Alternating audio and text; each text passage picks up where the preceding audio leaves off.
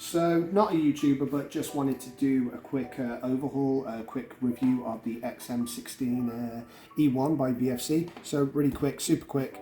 This is the box you get. Nice cold blue box, cyber gun. I actually do like these boxes. They come with the 1911s as well. So yeah, onto the rifle. So yeah, this is what we get. It's the, like I said, the XM16E1. We'll start with some of the good stuff really, which are the markings. The markings are absolutely great. I think they're really good. Colt AR-15, property of US government and all of that good stuff. Really, really accurate, really, really good. We'll go to the furniture. So I'm gonna have a bit of a gripe now. You can probably see, we've got some molding lines there. And anyone that's held the real one, deactivated or activated, or held any of the real steel and handguards, you'll know that this is not quite there yet. They're almost too satin in a way. They're not cheap or anything, they don't creak, they don't have that plastic fantastic feel to them. But if we look at the shoulder stock, you can actually see that this is more realistic to the A1. Now I know this is the XM, but I'm pretty sure they would have used the same handguards and all of the refinements would have happened on the inside. I'm trying to keep it as short as possible because I just wanted to give a quick overhaul, just a quick look at what you get in the box. I think those could have been done better. The handguards could have been done better, and I'm only saying that because I'm in this for 700 quid. I think after P&P it was like 706 quid.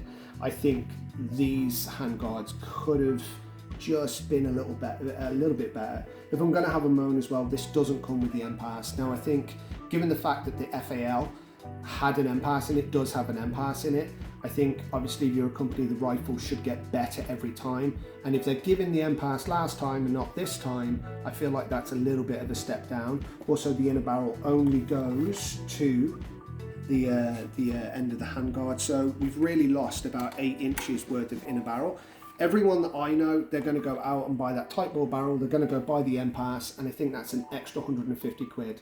Now we're in it nearly £1,000, and I think what I would say is a deluxe package at 700 quid is that those things should already be in them, you know.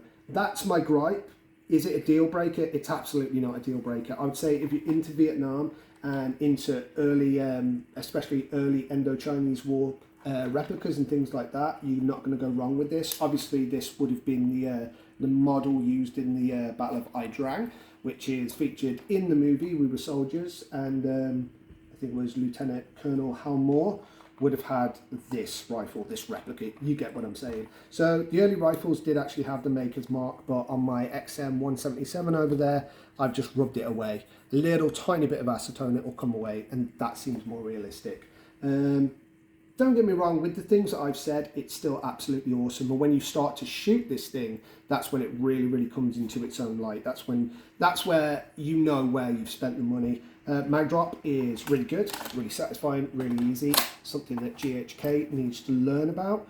Let's have a look at the bolt is locked back, obviously, because the mag's empty. And just a quick note as well, don't try and force it to safe until the bolt is back and the first round has been cycled, whatever you want to call it.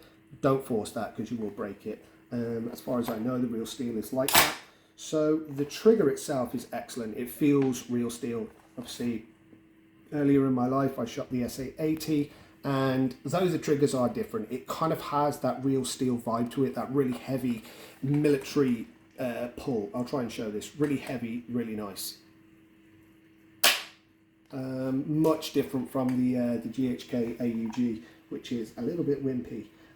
I might get some gas in here for you just to have a look at the cyclative rate and things like that. But I'll just give you a quick look over the rifle now, the replica. This is what you're going to be getting, guys. I would say if you're into Vietnam, like I said, the Indo-Chinese War or wars, I would definitely get it. I think if you're just looking for a gas blowback, I would definitely go for something different, something that's got just a bit more modularity for you. If you don't care and you just want an M16A1, definitely go for this one. I would assume it's better than the WeTech, and at least it's in stock in the UK. Yeah, we'll get some gas in it and we'll just do a quick cycle of it for you. So I'm just going to hold the bolt stay. There's no BBs in it or anything like that, just so you can get a little look at the recoil. So I'm going to hold that, and we'll just, as you can see, the recoil is pretty good. All of those things I moaned about, they just go away when you start shooting this. It's that satisfying. It's really, really good. And it's actually, when you're shooting it from a little bit further away, it's actually hard to hold zero, and that just adds to the realism. So we'll do it a few more times.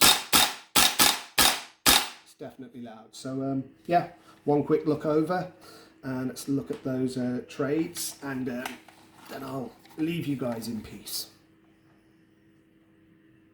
That's the XM16E1 from VFC.